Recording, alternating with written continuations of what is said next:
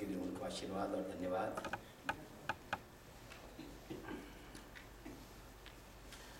हम उस परमपिता परमात्मा से पहले विनय के कुछ शब्द बोल रहे, उसके बाद मंत्र के साथ कुछ और करेंगे। बोलिए, हे परमपिता परमात्मा, हे परमपिता परमात्मा, आज हम भक्ति से नम्र बनकर आपके चरणों में आए हैं। आपको हृदय में धारण करके हम अपने मन और आत्मा को पवित्र बनाते हैं।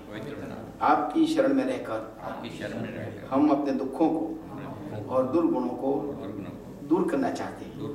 हे दीनबंधो, कृपा सिंधु प्रभु, आपके ऊपर श्रद्धा और विश्वास रखकर आपकी कृपा से हम इस भवसागर को सुखपूर्वक पार कर सकें। हे सच्चिदानंद स्वरूप भगवान, हम निष्पाप मन से यहाँ आपकी प्रार्थना उपासना करने को उपस्थित हुए। हमें सद्बुद्धि दीजिए, हमें सन्मार्ग दिखाइए, हमें सत्कर्म की तरफ प्रेरित कीजिए।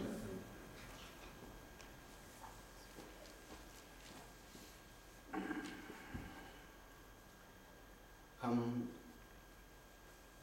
एक मंत्र खास बोलते हैं जिसकी व्याख्या वेदों के जो प्रथम भाष्य हैं उन भाष्यों का नाम है ब्राह्मण ग्रंथ। यानी एक जाति के लिए ब्राह्मण शब्द का प्रयोग भी होता है, लेकिन उन ग्रंथों के लिए ब्रह्म की व्याख्या, वेद की व्याख्या, उन ग्रंथों का नाम ब्राह्मण ग्रंथ है।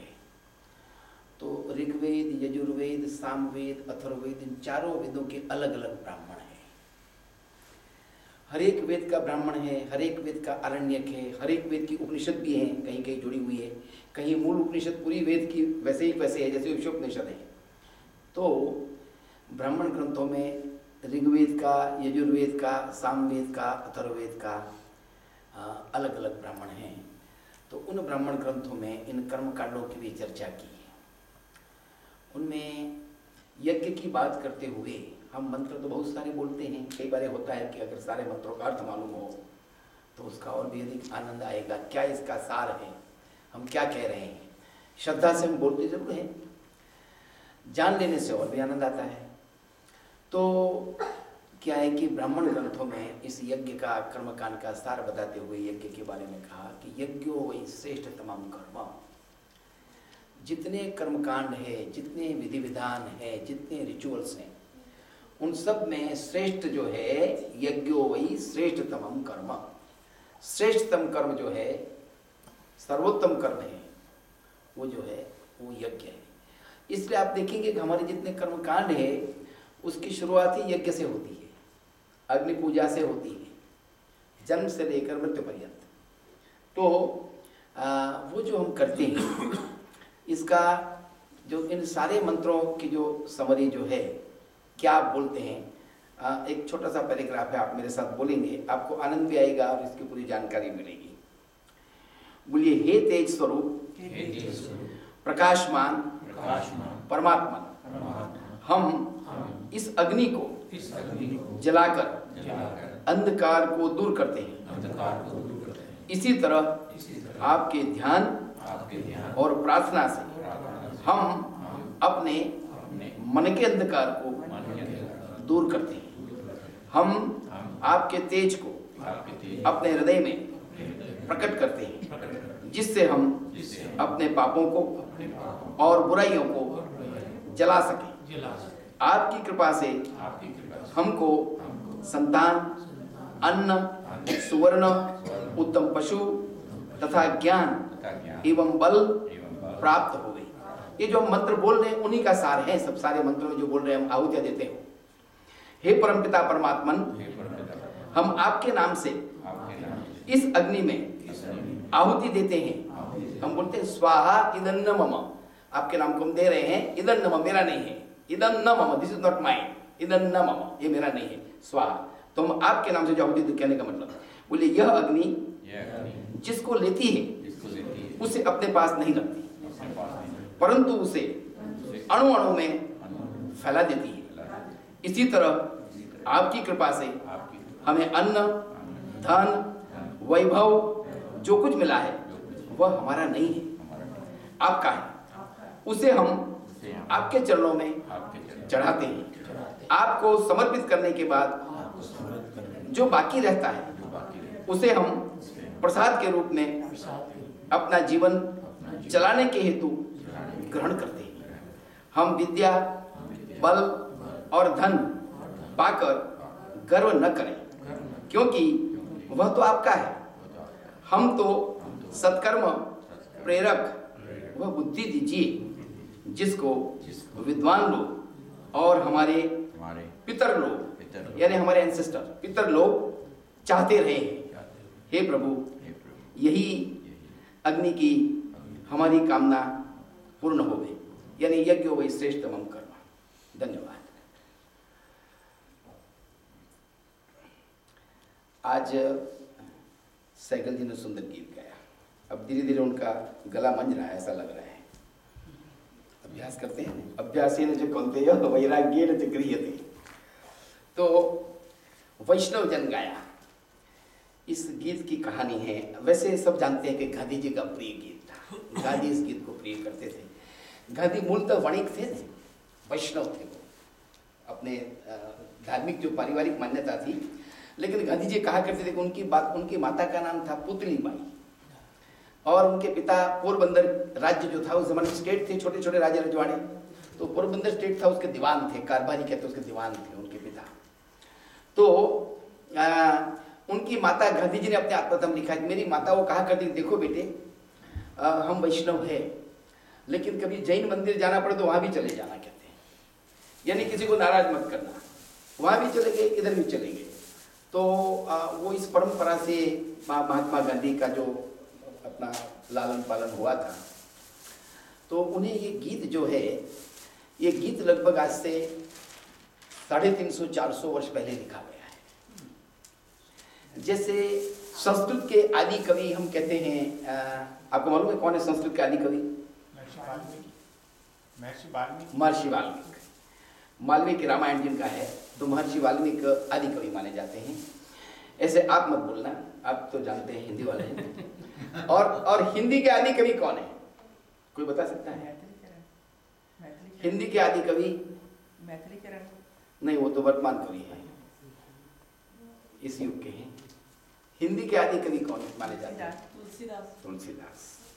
तुलसीदास हिंदी के आदि कवि माने जाते हैं। ऐसे दक्षिण भारत में एक बहुत बड़ा महाग्रंथ लिखा गया है तिरुवल्लुवर ने। वो जो है वो बहुत बड़े, वो निम्न कोटि के थे, जिसे हम चमार भंगी कहते हैं, ऐसी निम्न कोटि से थे, लेकिन बड़े ज्ञानी और सिद्ध पुरुष हो गए। कबीर की तरह कोई किताब पढ़ी नहीं थी उन्होंने, तो उन्होंने बहुत बड़ा महाग्रंथ लिखा है। उस ग्रंथ जो है उसको वहाँ के लोग, तमिल लोग जो हैं, क्योंकि भारतीय प्रांतों के, स्टेट्स के अलग अलग भाषाओं का जो साहित्य है, उनमें तमिल साहित्य संस्कृत के बाद बहुत पुराना माना जाता है, हिंदी से भी पुराना माना जाता है, बंगाली से भी पुराना माना जाता है, और बड़ा रिच लिटरेचर है वैसे। तो उसका वो जो तमिल है उसको पंचम वेद कहते हैं उन्होंने अपनी मान्यता में, तमिल लोगों की दाक्षिणात्य मान्यता में, द्रविड़ों की। तो वो जो है बड़ा अद्भुत है। हमारे एक मित्र हैं, डॉक्टर सोनी जी जानते हैं, कन्नन करके, दक्षिण के गुरुकुल के साथ तक कन्नन नहीं लिखते हैं। मैंने कहा तुम गुरुकुल पढ़े हैं, तुम डिग्री नहीं लगाते हो, क्या बात है? हम 30-35 साल बाद जब मिले, बोले आप समझते नहीं हैं, अगर मैं विद्यालंकार या वेदालंकार लिख देता तो मैंने जो 15-20 किताबें लिखी है, तुमसे तो आधी लिखी हैं, लेकिन उन किताबों पर मुझे अवार्ड मिला है। तो अगर मैं विद्यालंकार या वेदालंकार लिख देता तो मुझे अवार्ड नहीं मिलता। क्योंकि मैंने कन्नन लिखा है तो सब लोग जानते हैं मैं दक्षिण भारत का हूं और नॉन हिंदी भाषी हूं। तो कहते हैं नॉन हिंदी भाषी होते हुए भी मैंने इतना लिखा तो मुझे बड़े बड़े अवार्ड मिल गए। अगर मैं लिख देता तो कहते भी ये तो विद्यालंकार हिंदी जानने वाला है, तो फिर वो नहीं देते, वहां भी पॉलिटिक्स होता है कहते हैं। तो उसने इस ग्रंथ का वेदों के आधार पर, कि वो जो तिरुवल्लुवर जो लिखा है उस महाग्रंथ में, उसमें जितने जितने सूत्र और जितने जितने श्लोक लिखे हैं उन भाषाओं में, उनके अनुरूप संस्कृत में मूल कहाँ से थे, परंपरा से आ रहे, तो उसका मिलान करके उसने उसको ढूंढ कर वेद मंत्रों को या संस्कृत साहित्य से निकालकर उसको जोड़कर उसके साथ जोड़ा और उसका उस तमिल का जो वर्तमान काव्यमय भाषा में जो इस समय चीफ मिनिस्टर है, करुणानिधि अच्छे कवि है वहाँ के, पॉलिटिशियन के रूप में तो हम उन्हें ठीक नहीं मानते हैं, लेकिन वैसे अच्छे कवि साहित्यकार हैं, तो उन्होंने उसका काव्यमय बनाया। तो उनका काव्य और साथ में संस्कृत का वेद का वचन, तो दक्षिण भारत में हिंदी और लोग इसके नाम पर बहुत लोग नाक चढ़ाते हैं, लोग नाराज होते हैं, क्योंकि एक प्रकार का पूर्वग्रह बन गया है, द्रविड़ नॉन द्रविड़ का बना दिया है। कुछ पुराने अंग्रेजों ने भी हमको विरासत दे दी डिवाइड एंड रूल में, तो उन लोगों के मन में हो गया उत्तर के लोग सब खराब हैं, वो हमारे नहीं है, बाहर से आए हुए हैं और हम ही, तो इस भावना के कारण वो हिंदी को नफरत करते हैं। बड़ी मज़ेदार बात तो ये थी कि हिंदी का लाइफ टाइम पिछले 35-40 साल से समर्थन और लड़ाई और संघर्ष करने का काम इसने, कन्नन ने दक्षिण भारत में किया, पर उसको हिंदी का नाम लेने वाले को लोग मारते भी थे, नुकसान भी पहुंचाते थे, लेकिन कन्नन इससे थोड़ा बहुत बच इसलिए गया कि कन्नन के ससुर जो थे वो तमिल के बहुत बड़े रक्षक थे और तमिल के नेता माने जाते थे, और वो करुणानिधि के भी गुरु थे, तो तमिल में उनका बड़ा ऊंचा स्थान मान था उसके ससुर का। तो ससुर जो था वो तमिल का बड़ा भारी प्रचारक था और दामाद था वो हिंदी का था, तो बोले इस मामले में हम आपस में चर्चा नहीं करते जब मिलते थे, तो नहीं तो हमारा झगड़ा हो जाता था, बाकी सब बातें करते थे। तो वो जो उनका वहाँ तमिल का जो महाग्रंथ आदि ग्रंथ, ऐसे एक आदि कवि उसके रहे। ऐसे गुजराती के जो आदि कवि थे वो नरसिंह मेहता थे। नरसिंह मेहता नागर ब्राह्मण थे और उन्होंने जो साहित्य लिखा, वेदांत और उपनिषद पर उनका अध्ययन उस जमाने में था, और उन्होंने सारे जो काव्य लिखे हैं वो इतने अद्भुत काव्य लिखे हैं कि ऐसा लगता है कि उपनिषद और वेदांत का पूरा सार उन्होंने उसमें गुजराती भाषा में रख दिया है उस जमाने में। तो नरसिंह मेहता चूंकि भक्त थे, कोई किताबी शिक्षा तो नहीं थी, पर कबीर की तरह बड़े भारी ज्ञानी और कवि थे, तो कहते हैं कि वो बड़े दरिद्र भी थे, तेजस्वी प्रतिभाशाली तो थे, लेकिन उनकी कम्युनिटी ने उनका बाइकआउट किया हुआ था, इसलिए वो भजन गाते थे तो दलितों के और हरिजनों के बस्ती में चले जाते थे और उनके साथ बैठकर भजन गाते थे। तो घर में जब आते थे तो घर वाले लोग उन्हें पहने हुए कपड़े के साथ उन पर घड़ा पानी डाल देते थे कि तुम भ्रष्ट होकर आ गए हो और रोज पानी बिगाड़ते हो और रोज तुमको सबको परेशान कर रखा है। तो खैर नरसिंह मेहता को इसकी परवाह नहीं थी। उनके साथ तो वैसे कई कहानियाँ जुड़ी हुई हैं, कुछ थोड़ी चमत्कार की बातें भी फिर हो जाती हैं जब जुड़ जाती हैं। तो कहते हैं उनकी जब बेटी की शादी थी तो समधी ने बड़ा परेशान किया, जब बड़ा अपना क्या कहते फेरे होने थे उसी दिन उन्होंने कहा कि जो दहेज देना था डॉवरी वो तो तुमने कहा था इतना लाए नहीं, कहते हैं तो ये सब कहाँ गया, कहते हैं तो हम शादी नहीं होने दोगे। तो नरसिंह मेहता कहता है आप क्या करूँ, तो उनकी पत्नी कहने क्या किया आप क्या करेंगे, कहीं से लोन ले लो कहीं मांग लो। कहते हैं बोले हम काहे को लोन लेंगे जी, हम किसी के सामने हाथ तो जोड़ेंगे नहीं, हम तो उसी से बात करेंगे अपने कन्हैया से, कृष्ण के भक्त थे ना। तो कहते हैं कि हम उसी से प्रार्थना करेंगे, भाई तू कर, अब तुझे ही करना है, हमारा संभालना है सबको, क्या करेंगे, अब तो मंडप में सब बैठे हैं। तो कहते हैं उतने में चमत्कार में तो लोग ये छोड़ देते हैं कि भाई भगवान ने कुछ ऊपर से वृष्टि कर दी। वृष्टि तो क्या की, कोई बड़े भारी कोई सेठ जो है वो आ गए और उन्होंने कहा इनको क्या चाहिए। तो वो नरसिंह से बड़े प्रभावित थे कि ऐसा संत तपस्वी उतना ज्ञानी आदमी है तो हम कुछ मदद कर देंगे। तो उन्होंने कहा क्या इनको चाहिए, तो कहते ठीक है। तो कहते हैं कि उन्होंने लिस्ट पूरी ऐसी दी थी, तो उनका जितनी लिस्ट दी थी उससे 3 गुना ज़्यादा लाकर, उस जमाने में बैलगाड़ियाँ थी और ऊँट की गाड़ी, तो उनमें लाकर ढेर करके मंडप में जाकर रख दिया। तो और रखकर वो चुपचाप चले गए, उन्हें जरूरत नहीं थी कि मैं बताऊँ मैं कौन हूँ क्यों दे रहा हूँ, बस मैं दे रहा हूँ। तो लोग कहने देखो भगवान ने कृपा कर दी, वृष्टि हो गई इसकी। तो समझी तो परेशान हो गए, भी कमाल है, कहते हैं ये क्या इतना हो सकता है। तो नरसिंह मेहता ने जो सारे उनके जो भक्ति गीत हैं, उन भक्ति गीत में एक गीत ये है, वैष्णव संप्रदाय है ना, जो यानी जो भक्त होता है भक्ति संप्रदाय, उसका एक सेक्ट है। तो उस भक्ति संप्रदाय में जो वैष्णव संप्रदाय हैं उसके वो उपासक थे। तो उन्होंने जो कई गीत बनाए उनमें जो ये गीत है, कुछ आर्य समाजियों ने इस गीत को स्वीकार करके उसमें एक शब्द बदल दिया है। हमारे एक आर्य समाजी कहीं के संचालक थे, तो उन्होंने कहा पंडित जी हमने इस गीत को ऐसे किया। मैंने कहा तो आपने ठीक नहीं किया। बोले क्या है, बोले वैष्णव जन है वहाँ लिख दिया आर्य जन, तो उससे कही। मैंने कहा आप अपना गीत बनाओ, दूसरे गीत को क्यों चुराते हो हैं, तो ये तो ठीक नहीं है। मैंने कहा शेक्सपियर की कविता के साथ अपना नाम इसमें डाल दो, कहते आप अपनी बनाओ। तो खैर, तो ये जो गीत है बड़ा इन्होंने सहगल जी ने गाया यहाँ, अक्सर लोग बोलते हैं, वैसे तो गुजराती और हरियाणवी, पंजाबी और ब्रज भाषा लगभग करीब करीब समझो तो कुछ शब्दों को बात करके लगभग 40-50% लगभग समान सी हैं। खाली वो आपको तो मालूम है, वो कहते हैं लोग 6 बोल दिया तो गुजराती हो गई, है निकाल दिया तो कई बार ऐसा होता है। और कई शब्द ऐसे भी होते हैं कि जैसे कोई कहते हैं कि आप बड़े मोटे हो, तो अब वहाँ गुजराती में मोटे का मतलब और होता है, मोटे का मतलब यू आर बिग, बड़े हो, ऐसे ओबेसिटी की उसमें व्याख्या नहीं होती है। तो हिंदी में अलग ढंग से होता है। ऐसे ही जैसे मीठा बोलते हैं गुजराती में, तो आप तो मीठा बोलते हैं, हम शुगर को मीठा बोलते हैं। गुजराती में मीठा जो है नमक को बोलते हैं। तो किसी विद्वान ने उसकी बहुत सुंदर व्याख्या की है। बोले उसको मीठा क्यों बोलते हैं?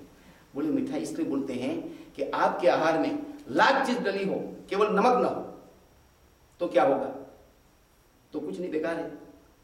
तो असली जो मिठास वो नमक की है, तो इसलिए कहते हैं उसका नाम मीठा रखा है, कहते हैं कि उसी कारण मीठापन होता है, कहते हैं। कई शब्द ऐसे हैं।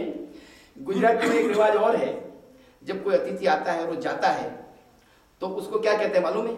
संस्कृत में हम कहते हैं, वो डायरेक्ट उसका प्रभाव है कि गम्यताम पुनरागमनाय। गम्यताम, अब जा रहे हैं आप तो पुनरागमनाय, दोबारा आने के लिए चाहिए, आप जाइए नहीं।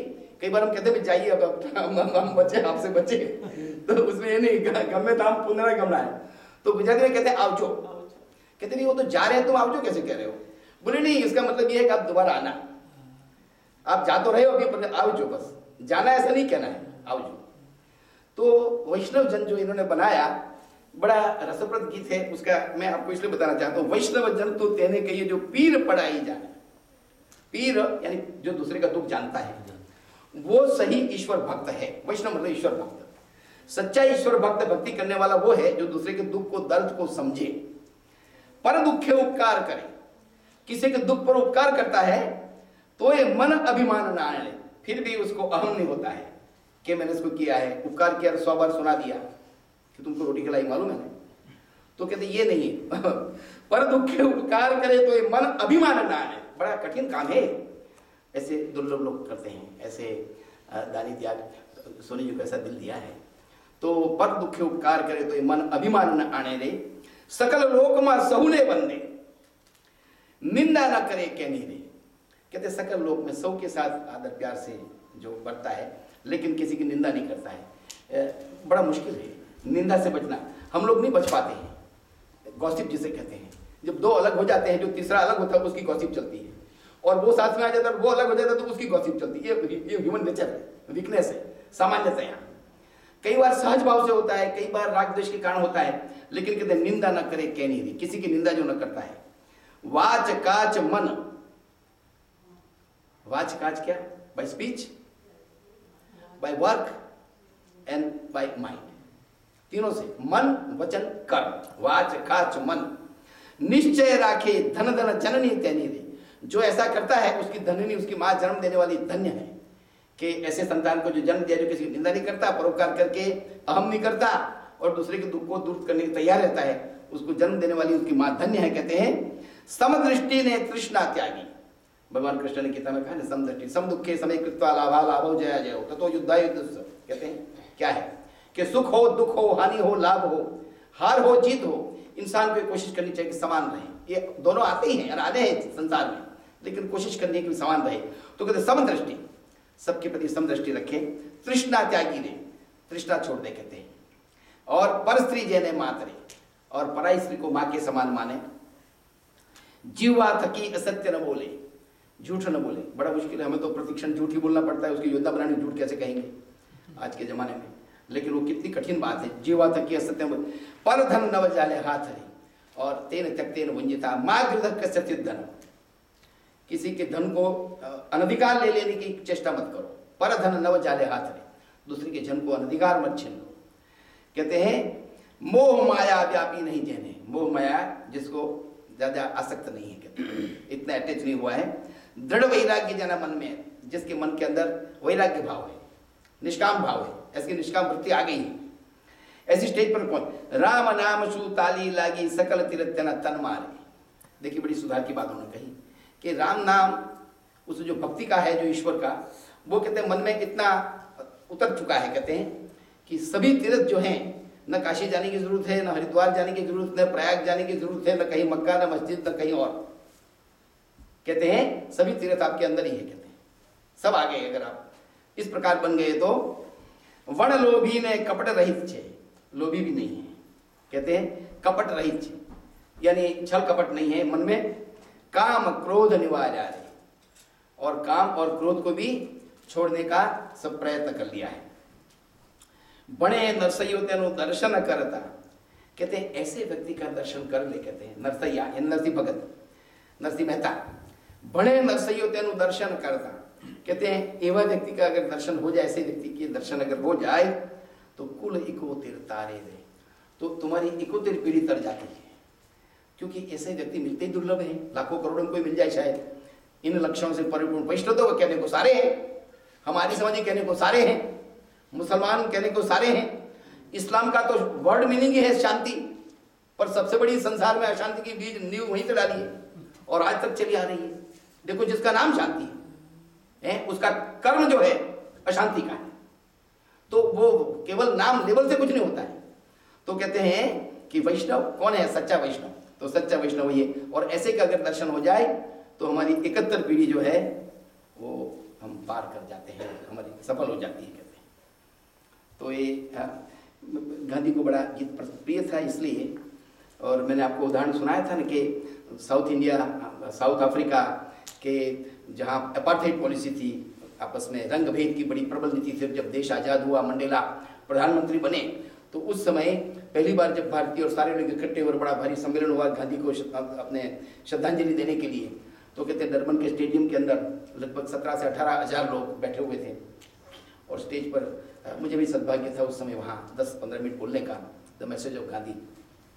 तो मंडेला जी थे वहाँ, वो डेस्मंड टीटू और जो नए उनके रिटायरिंग जो अपने थे साउथ अफ्रीका का गोरा।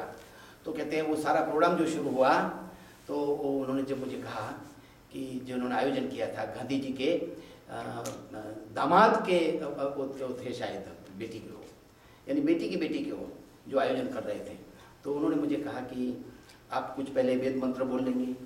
मैंने कहा बोल लूँगा, लेकिन कहते हैं एक उन्होंने आयोजन किया है तो उस पर कोई हर्ष तो नहीं। मैंने कहा नहीं, क्या हर्ष, क्या आयोजन? बोले वो पहले वैष्णव जन गाएंगे, वो गांधी का प्रिय गीत था। मैंने कहा ठीक बात है, हमें कोई फर्क नहीं पड़ता है। तो कहते अब वैष्णव गण वो बैंड पर गाएंगे, उन्होंने कंपोज किया है। मैंने क्या बात करते? बोले हाँ। तो लगभग 60-70 लोगों का बैंड था, गोरों का, जो इतना हेट करते थे, वो उन्होंने कंपोज किया था उस दिन के लिए। और पूरा बैंड पर उन्होंने उसी ठीक स्वर के अंदर पूरा वैष्णव अपना गीत जो है पेश किया था साउथ अफ्रीका में डरबन के स्टेडियम में। तो खैर ये बात हम कर रहे थे। मैं 2-3 चीज़ें अधूरी है पिछले बार की, वो आपके सामने मैं पेश कर दूंगा। मैंने शहद पर, लहसुन पर, अदरक पर, सौंठ पर, तुलसी पर, इन सब पर संक्षेप में मैंने आपको बताया था कि आज भी उनका क्या फायदा है। एक चीज़ ऐसी है जिसका हम अपने परिवार में उपयोग करते हैं, और खास करके माताएं और बहनें खास करती किचन में, अजवाइन। गुजराती में उसको अजमो कहते हैं। अजवाइन जो है वो बहुत ही उत्तम पदार्थ है। हमारे किचन में प्रयोग की जा रही चीज़ें जो हैं पदार्थ, उन स्पाइसेस में कई चीज़ें ऐसी हैं जिसका हम लाभ लेते हैं, जिसका हम उपयोग भी करते हैं, लेकिन उसके पूरे गुणों से या उसके हानि लाभ से हम परिचित नहीं हैं। तो इसलिए कई बार हमें बैलेंस करना हो तो हम नहीं कर पाते हैं। यहाँ चरक ऋषि ने जो बताया उसका उल्लेख बहुत सुंदर किया है कि वो कहते हैं अजवाइन का पहला गुण है क्षुधा को बढ़ाता है। आजकल तो जो जिसे एपिटाइजर कहते हैं ना, आजकल तो नए युग में एपिटाइजर का सिस्टम ऐसे हो गया है कि वो क्षुधा को बढ़ाता नहीं, वो भूख को ही खत्म कर देता है। क्योंकि वो आधा मन आपको एपिटाइजर दे देते हैं, उसके बाद फिर खाना होता है, तो आप खाना क्या खाएंगे? और इतनी चीज़ें उसमें होती हैं कि क्षुधा को बढ़ाने वाली बात होती ही नहीं है। तो कहते हैं अजवाइन जो है, अदरक है, अजवाइन, ये चीज़ें ऐसी हैं, एक तो उसका गुण है वो भूख को बढ़ाने वाला है। फिर कहते हैं उदर कृमि, छोटे बच्चों को कृमि का वो रहता है, तो उसके लिए पेट में, बड़ों को भी कई बार हो जाता है, तो कहते हैं उसके लिए बहुत उपयोगी है। कहते हैं शूलनाशक, कैसा ही दर्द हो पेट में तो उसको दूर करता है, उसकी फक्की बनाकर आप। कहते हैं कफ हर, से रिमूव द कफ, कफ को भी दूर करने में काफी सहायक है। कहते हैं विषहर, अगर कोई विषैला पदार्थ पॉइजनस कोई आइटम खिलाई गई तो उसमें उसका उपयोग करते हैं, उससे वो उसको माइल कर देता है। कहते हैं ज्वर हर, ज्वर बुखार कभी आ जाता है तो उसके लिए, और पौष्टिक, पौष्टिक है। कहते हैं जो पेचिश हो, कहते हैं वो उसको डायरिया, उसको भी वो कंट्रोल करता है। कहते हैं कि स्त्रियों के रोग में इसका खास प्रयोग होता है, खास करके डिलीवरी, प्रसूति के बाद। कहते हैं उसमें गुड़ मिलाकर खिलाते हैं। अब तो वो चीज़ रही नहीं है, अब तो लगभग नई चीज़ें आ गई हैं, नए ड्रग्स आ गए हैं और लोग उसको खाते हैं, खिलाने वाले खिलाते हैं और उससे कई साइड इफ़ेक्ट भी होती है, पर क्या करें, जो हालात ऐसा है। तो ये हमारे यहाँ प्रयोग इसका खास होता था, अजवाइन का और सौंठ का। इसलिए मैंने लास्ट सप्ताह आपको उदाहरण दिया था कि हमारे यहाँ कहावत थी, उस ज़माने में इतने शस्त्र अस्त्र तो थे नहीं, जब आपस में कुश्ती लड़ते थे या लड़ाइयाँ होती थी या हाथों द्वंद्व युद्ध होते थे, तो जब किसी को चैलेंज करते थे तो आज तो चैलेंज करते समय इतने साधन बढ़ गए हैं कि बटन दबाने वाली बात हो गई है। उस ज़माने में चैलेंज आमने सामने होता था, तो कहते थे आजा भाई, तेरी माँ ने अगर सवा सेर सौंठ खाई हो तो आजा, देख लेंगे। तो आज की माँ ने, मैंने कहा था कि सौंठ देखी ही नहीं, बेचारों मालूम ही बच्चों को क्या सौंठ है, क्योंकि माँ बाप को ही मालूम नहीं है, तो खाने की तो बात ही कहाँ हुई। तो कहते जो सवा सेर सौंठ खा ली थी, मतलब कि डिलीवरी का 1.25 महीना उसको आराम दिया जाता था पहले माँ को। तो 2 बात से शुरुआत होती थी। एक तो शुरुआत होती थी, हमारे यहाँ 2 चीज़ अंधेरे में होती थी। अभी अमेरिकनों ने रिसर्च करके मुझे परसों ही इंटरनेट पर बताया बेटे ने कि अभी नई रिसर्च हुई। बोले क्या? बोले रिसर्च ये हुई है कि अंधेरे में अगर कोई ध्यान करता है तो उसको, उसकी जो स्पीड है 1000 टाइम्स बढ़ जाती है, उसको रियलाइजेशन की, मेडिटेशन की। मैंने कहा अच्छा।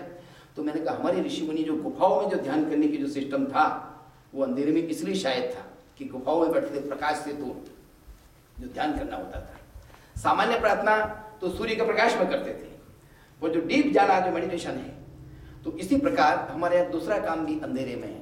कौन सा? कहते हैं जो जच्चे बच्चे का, जो बालक का जब जन्म होता था तो उसको कहते हैं ज़्यादा प्रकाश नहीं देते थे। वो कहते हैं 9 मास तक माता के गर्भ में, पेट में वो अंधेरे से आ रहा है। तो नए सिस्टम के अंदर तो जहाँ भी उसको, वहाँ ऑपरेशन थिएटर में उसको लेटाया होता है, वहाँ पर तो शायद 500 का बल्ब होगा सामने ऊपर। तो अभी यहाँ भी रिसर्च हुई है इस पर। न्यूज़ वीक में मैंने आपको शायद लास्ट ईयर बताया था, एक आर्टिकल पहले पेज पर उन्होंने दिया था कि उन्होंने सर्वे किया था और सैकड़ों बच्चों को सर्वे करने के बाद 1000 बच्चों में से उन्होंने ये सार निकाला कि इतने लोगों की आई साइट जो जन्म से डैमेज हो रही है, वो इसलिए डैमेज हो रही है कि वो सीधे उनको प्रकाश दे रहे हैं। हमारे लोग जब कहते हैं उसको अंधेरे में रखना है, कब तक? 1 मिनट के लिए नहीं, 1 घंटे के लिए नहीं, 1.25 महीने के लिए, 1 महीना और 7 दिन के लिए उसको टाइम देना है। तो इसलिए पुराने जमाने में हमारा रिवाज था कि 1.25 महीने तक माता बच्चे के साथ, जच्चे बच्चे को आराम करेगी, वो अंधेरे में रहेगी, उसको बाहर ज़्यादा प्रकाश नहीं देंगे तो उसकी आंखें भी डैमेज ना हो और बच्चे की तो बिल्कुल ही ना हो। ये प्रयास था।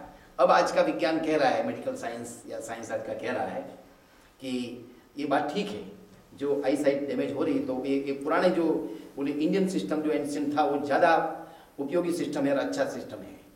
तो ये जो कहते हैं ये उसको अजवाइन खास खिलाते हैं, सौंठ, अजवाइन, सुआदाने, वो भी उसकी बात करूँगा बाद में। तो कहते हैं उसको मिलाते हैं, उससे उसका कटिशूल मिल जाता है। जो कमर का दर्द होता है लाइफ टाइम के लिए हो जाता है दर्द, वो सदा के लिए उसको रुक जाता है।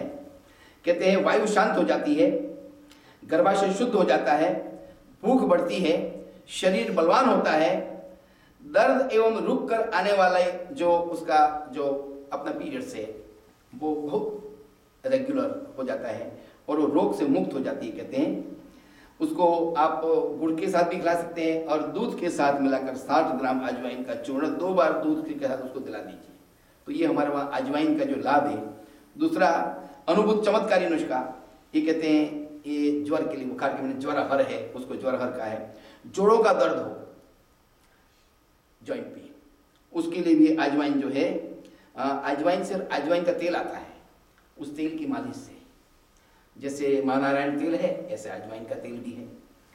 इसी प्रकार आम बात रक्त प्रदर, ल्यूकोरिया, उसमें बहुत उपयोगी है कहते हैं। यूट्रिकेरिया कहते हैं पित्त और एसिडिटी आदि जो है मुहासे, कहते हैं मुहासे जो होते हैं उसके लिए भी ये बहुत, उसको पीस कर मुहासों पर लगाने से बहुत उपयोगी है कहते हैं। पथरी जो स्टोन की प्रॉब्लम होती है उसकी भी ये कहते हैं अचूक दवाई है। फोड़े, फुंसी, सूजन, दाज, खाज, फिर खांसी, फिर फ्लू, गैस, वायु का गोला, पेट दर्द, गले का दर्द, जुकाम, पेट के कीड़े और बहुमूत्र की जो बीमारी है उसको भी कंट्रोल करता है। और कहते हैं 4 घुटनों में बांध ले। अब यहाँ तो ये प्रॉब्लम नहीं है। खटमल, खटमल का नाम तो सुना होगा आपने। तो आर्य समाज के बहुत बड़े विद्वान हो गए, वो स्वामी समर्पणानंद जी महाराज जो दीक्षानंद जी थे उनके गुरु, उनका मूल नाम पंडित बुद्धि विद्यालंकार था। बड़े भारी विद्वान थे। ऐसा कहा जाता है कि महर्षि दयानंद के बाद जो 2-4 विद्वान पैदा हुए उनमें एक वो थे। सारे अंग्रेजी भाषा के, संस्कृत भाषा के वेद चारों उपस्थित थे और सबसे बड़ी उनकी जो गिफ्ट थी, he was a gifted orator. 1.5-2 घंटा तक वो बोलते थे और हजारों लोग उनके लेक्चर सुनने के लिए बैठे रहते थे। और उनकी विशेषता ये थी कि जब बड़े जलसे होते थे तो बड़े प्रोग्राम होते थे, उनमें 5-15 विद्वान गाने वाले सब आते थे, तो उनका लेक्चर रात को 10 बजे बाद रखा जाता था, जिसके कारण दूसरे को लेक्चर सुनने के लिए बैठे रहते, जगह मिले कि पंडित जी बुद्धदेव जी का लेक्चर बाद में। और जब बोलते थे स्टेज पर तो जैसे वो ड्रामा करने वाला है, नाटक करने वाला स्टेज पर इधर से उधर जाता है ना, तो इधर से उधर दौड़ते थे। और उनका जो जैसा विचार हो, जैसी बात हो, वैसे ही भाव। अगर करुण हो तो आपको रुला देंगे, अगर कोई जोश की बात हो तो आप में जोश इतना कर देंगे। और साथ में शास्त्र का ज्ञान इतना प्रखर था। वो हम छोटे बच्चे थे, उनको जब कहते पंडित जी, अब बहुत बड़े कवि भी थे, तो कहते हैं कि अब मैं सन्यासी होने वाला हूँ। तो मैंने कहा पंडित जी आप क्या नाम रखेंगे? हम बच्चे थे, पढ़ते थे कॉलेज के पहले वर्ष में। तो कहा करते थे, मैंने बहुत सोचा नाम क्या रखूँ। वैसे नाम की चॉइस जो होती है सन्यासी होते समय, वो सन्यास लेने वाले की और गुरु की, दोनों की आपस में करनी पड़ती है। तो गुरु जी मुझे पूछेंगे भी तेरी क्या इच्छा है, जिससे भी सन्यास लूँगा। किसी सन्यासी से ही सन्यास लिया जाता है। तो कहते हुए जिससे सन्यास लूँगा पूछूंगा, तो बोले मैंने तो एक नाम सोच रखा है। बोले क्या नाम? बोले मैं अपना नाम खटमलानंद रखूंगा। मैंने खटमलानंद क्यों? तो बोले ऐसा है, खटमल का क्या काम होता है आपको मालूम है? बोले हाँ जी। बोले रात को जब सोते हैं पिसू तो कहते काटता है। अब आप यहाँ हाथ लगाओ तो आपको मालूम नहीं पड़ेगा, वो इधर पहुंच गया होगा तो फिर इधर काटेगा। तो कहते हैं वो खटमल जो होता है ना सोता है ना सोने देता है। कहते बुद्धदेव के लिए भी कहते हैं कि न बैठता है ना बैठने देता, किसी को न सोने देता, तो इसलिए मैं अपना नाम स्वामी खटमलानंद रखूंगा। हंसते थे, नाम तो उनका फिर समर्पणानंद हुआ। तो खटमल जो है वो इस देश में तो शायद ये प्रॉब्लम नहीं है, मेरा ख्याल है नहीं होगी, पता नहीं कहाँ है। हिंदुस्तान में अब धीरे धीरे कम हो रही है। पर मुझे मालूम है कि एक बहुत बड़े जैन सेठ थे जो हमारे आर्य कन्या गुरुकुल में, बड़ी मजेदार जानने की बात है। आदमी धर्म के पीछे कितना अंधा हो जाता है या बुद्धि पर ताला लगा देता है। तो बहुत बड़े सेठ थे, जैन थे वैसे, और दानी मानी थे। तो अच्छा गुरुकुल था, तो अपनी बम्बई से अपनी बच्ची को कन्या गुरुकुल में रख गए थे वो। तो मैं गेस्ट हाउस की 3री मंजिल पर रहता था, नीचे 2 ही मंजिल गेस्ट हाउस थी। तो जो कोई भी आता था चढ़ते उतरते उनसे नमस्ते हाथ परिचय हो जाता था, संस्था में कार्य करने के कारण भी परिचय हो जाता था। तो उन्होंने एक बार शिकायत की कि आज तो रात नींद नहीं आई बिल्कुल। मैंने क्या हुआ? बोले बड़े खटमल हो गए हैं। मैंने कहा अच्छा। तो संस्था में गेस्ट हाउस में लोहे के खाट थे, जो फोल्डिंग खाट इंडिया में आते हैं, तो वो उनको मैंने नीचे सबसे नीचे शंकर भाई करके जो इंचार्ज थे गेस्ट हाउस के, उनसे मैंने प्रार्थना की शंकर भाई जी एक काम करना चाहिए। बोले क्या? मैंने कहा आज जो मेहमान हैं वो बड़ी शिकायत कर रहे थे कि रात भर हम सोए नहीं और बम्बई से बेचारे आए हैं। तो वैसे ही खटिया तो हमारी उनके लिए इतनी बढ़िया तो नहीं होगी, लेकिन फिर भी खटमलों ने सोने नहीं दिया, तो आप उन खाटों को निकाल दे बाहर और वहाँ हिंदुस्तान की सिस्टम से धूप में रख दो। तो धूप में उनको सुखा दो। कई बार कुछ लोग उस पर फिर धूप में रखकर गर्म पानी भी डाल देते थे, बहुत ज़्यादा त्रास हो जाता था। तो मैंने कहा धूप में रख दीजिए वहाँ।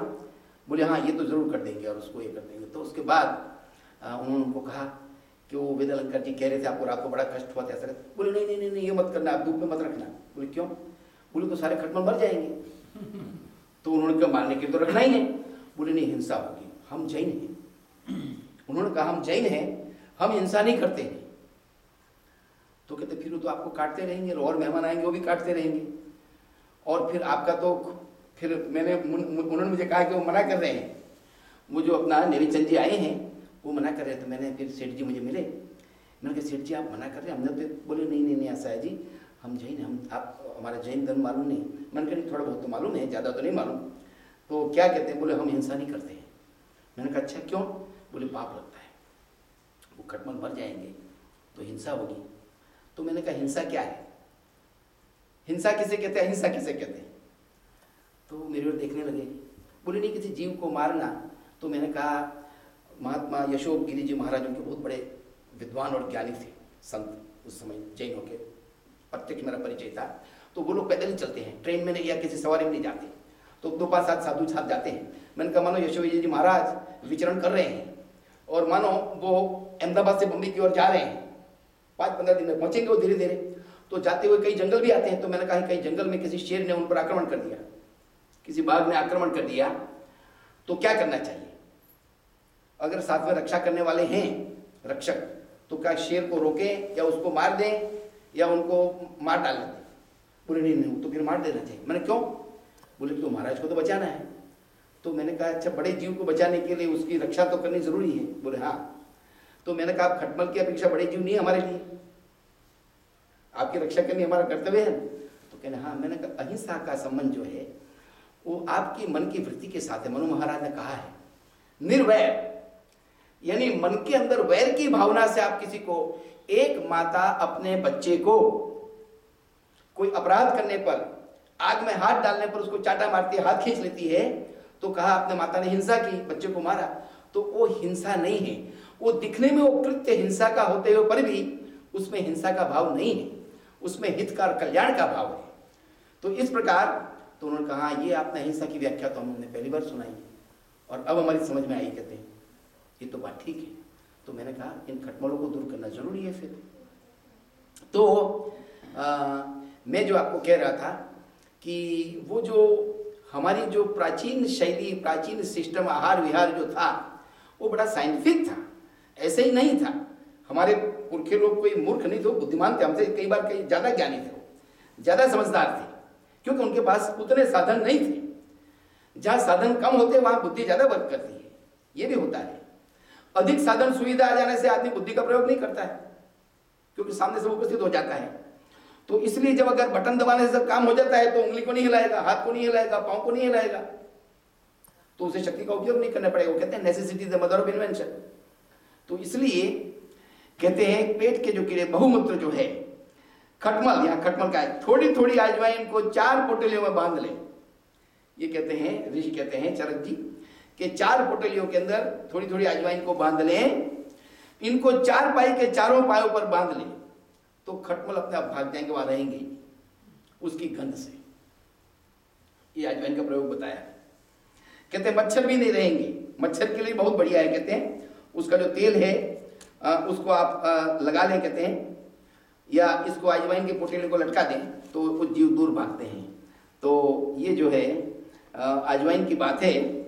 और उसके बाद मैं आपको फिर कारावे जो जीरा है, हम अक्सर लस्सी में या कई बार जो नमकीन लस्सी होती है उसमें डालकर पीते हैं। कई बार दस्त बहुत लग जाते हैं तो डॉक्टर कहते हैं भाई मीठी लस्सी मत पियो, छाछ के अंदर जीरा डालकर या दही में जीरा डालकर दिन में 3-4 बार ले लो, तो जीरा जो है उसको रोकता है, कहते हैं। तो उसके बारे में हम आगे बात करेंगे अगले सप्ताह। आरती बोलेंगे, सरोज जी बोलेंगे आरती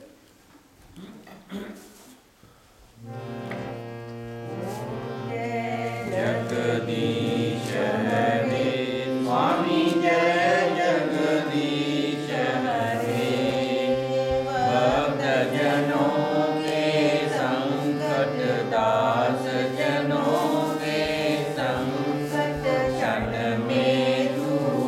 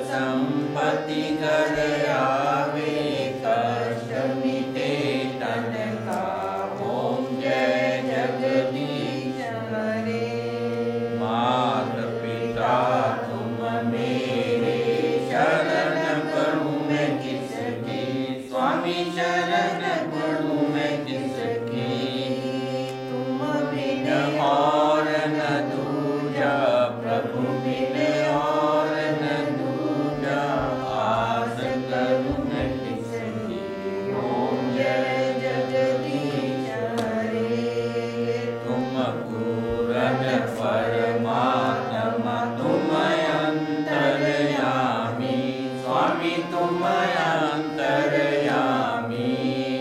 पार ब्रह्म परमेश्वर पार ब्रह्म परमेश्वर तुम सबके स्वामी ओम जय जगदीश हरे तुम करुणा के सागर तुम पालन करता स्वामी तुम पालन करता मैं सेवक तुम स्वामी मैं सेवक तुम स्वामी कृपा करो करता ओम जय जगदीश हरे तुम हो एक गोचर सबके प्राणपति स्वामी सबके प्राणपति किस विध मिलूं दया मैं किस विध मिलूं दया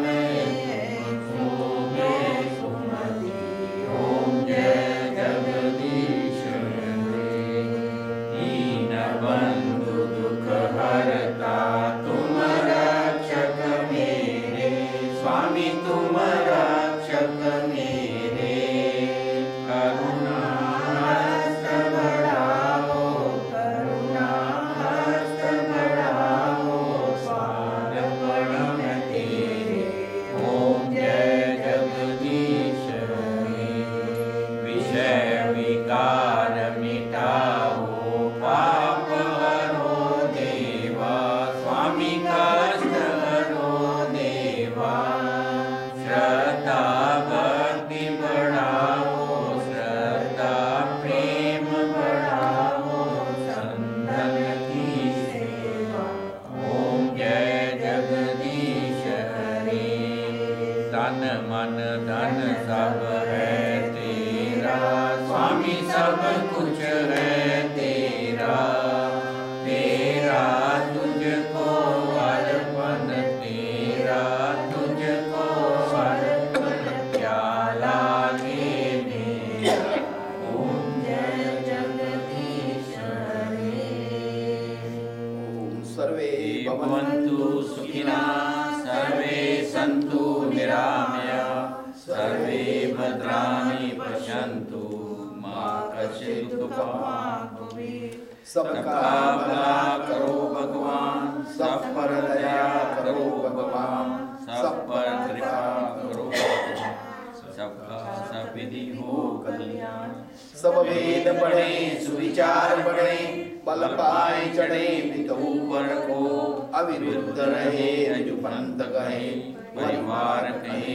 वसुधावर को ध्रुव धर्म धरे पर दुख हरे तन त्याग तरे भव सागर को दिन भेद पिता सविता हम आर करें भूमंडल को ओम यौ शांति अंतरिक्षगम शांति पृथ्वी शांति राप शांति रोषधय शांति वनस्पतय शांतिर्विश्वे देवा शांति ब्रह्म शांति सर्वगम शांति शांतिरेव शांति सामा शांतिरेधि ओम शांति शांति शांति जो बोले सो अभय वैदिक धर्म की जय भगवान रामचंद्र महाराज की जय योगेश्वर कृष्ण महाराज